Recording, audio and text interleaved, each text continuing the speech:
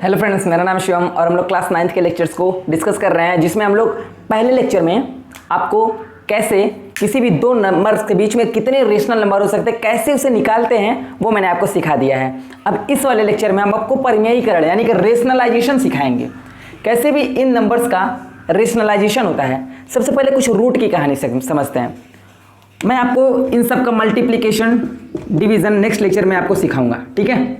इसको 2 कर सकते हो आप। नॉर्मली अगर ये दोनों नंबर सेम हो रूट में तो ये बाहर आके ए हो जाता है, ठीक है। ये नॉर्मल चीज़ें हैं। अगर मान लो 2 इंटू रूट ए करते हो, ये आप इस तरीके से लिख सकते हो, कोई दिक्कत नहीं है, ठीक है। ये आपका एक रूप है, लिखने का कोई समस्या इससे नहीं होगी।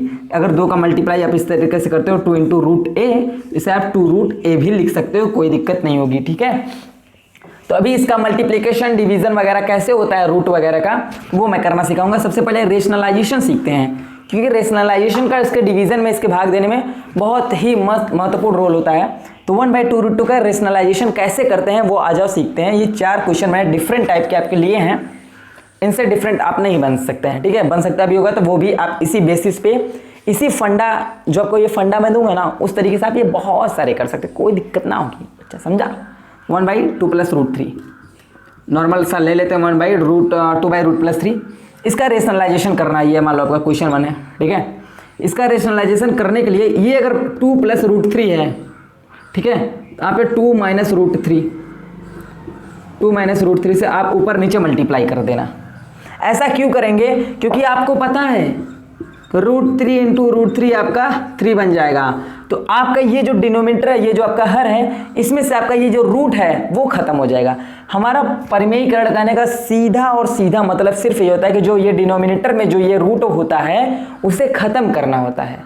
तो हम नॉर्मली कैसे खत्म कर सकते हैं? ऊपर नीचे इस तरीके से। अगर यहाँ पे देख रहे हो a² - b² का फार्मूला बना है, यानी a + b a - b। अगर इस तरीके से करेंगे तो a² - b² होगा, तो a² यहाँ 2 दूनी 4 हो जाएगा, और √3 का स्क्वायर होगा तो यहाँ पे 3 हो जाएगा। तो इस तरीके से यहाँ पे नीचे खत्म हो जाएगा। आ जाओ भाई मल्टीप्लाई करके देखते हैं क्या होगा। 2 - √3 ऊपर हो जाएगा, अपान में a + b a - b दिख रहा है, सिंपल सी बात है।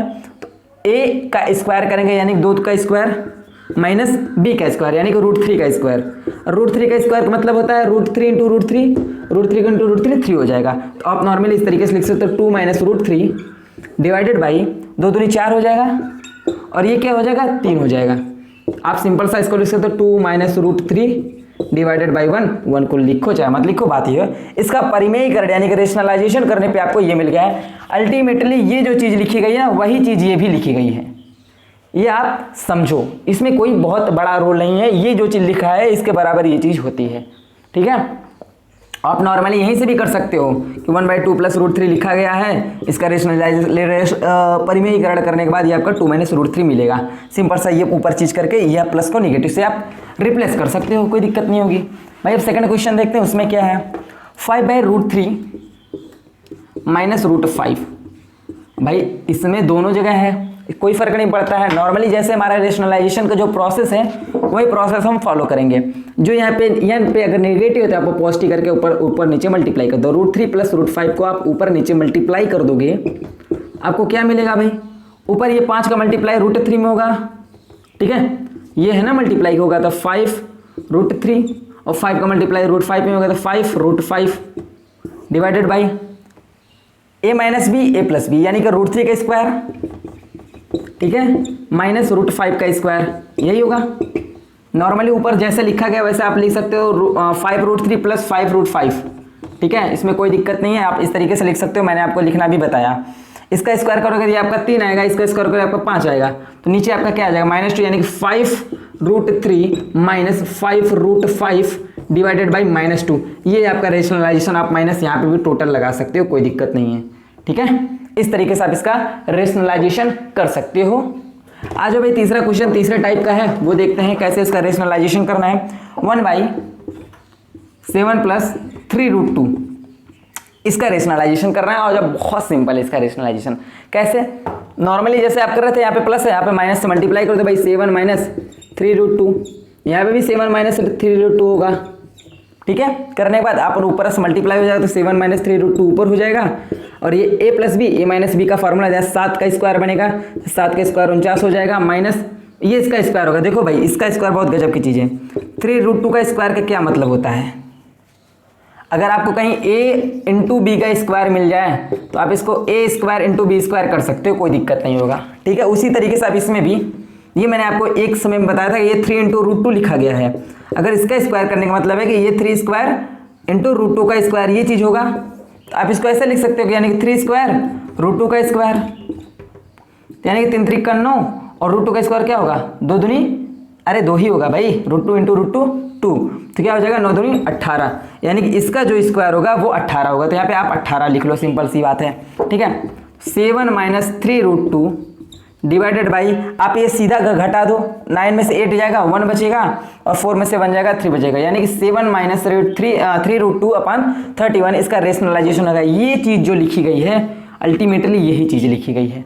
इस तरीके से रेशनलाइजेशन हम लोग करते हैं, परिमेयीकरण इस तरीके से करते हैं। आई होप आपको ये सब बहुत अच्छे से समझ में आ रहा होगा। एक लास्ट क्वेश्चन देखते हैं जो अलग ही टाइप का है, जिसमें 2 टर्म्स नहीं है। अब यहाँ पे प्लस माइनस कैसे लगेगा भाई? 1/√7 है।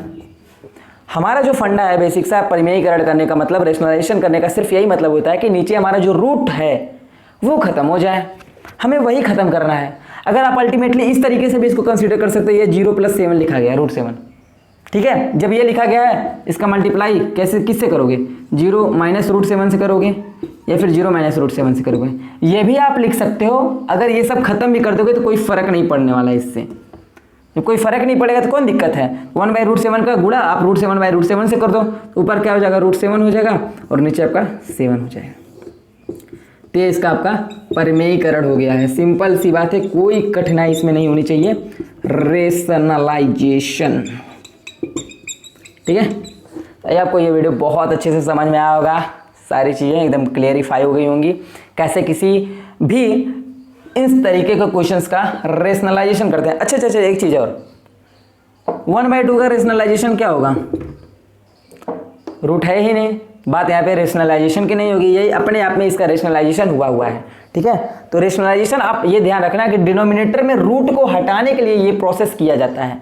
सबसे बड़ा फैक्ट इसका यही है। ठीक है, अगर डिनोमिनेटर में आपका रूट है ही नहीं तो रेशनलाइजेशन करने की ज़रूरत ही नहीं पड़ेगी। और अभी नेक्स्ट वीडियो में हम कुछ क्वेश्चंस को देखेंगे, कैसे किसी, जैसे ये जो होता है ना रूट की प्रॉपर्टीज देखेंगे। जैसे अगर मान लो √a है, कैसे मल्टीप्लाई होगा, कैसे ऐड होगा, कैसे डिवाइड होगा, ये सारी चीज़ें हम लोग नेक्स्ट वीडियो में देखेंगे। और उसके बाद एक और वीडियो आएगा जिसमें आपको घातांक के नियम वगैरह मैं बताऊंगा। जिससे नहीं होता कि m की पावर n है तो क्या हो जाएगा, m की पावर n अंदर मल्टीप्लाई हो जाएगा। तो इस तरीके की चीज़ें, मैं बहुत सारी चीज़ें भी आपको अगले वीडियो में बताऊँगा। तो मिलते हैं नेक्स्ट वीडियो में।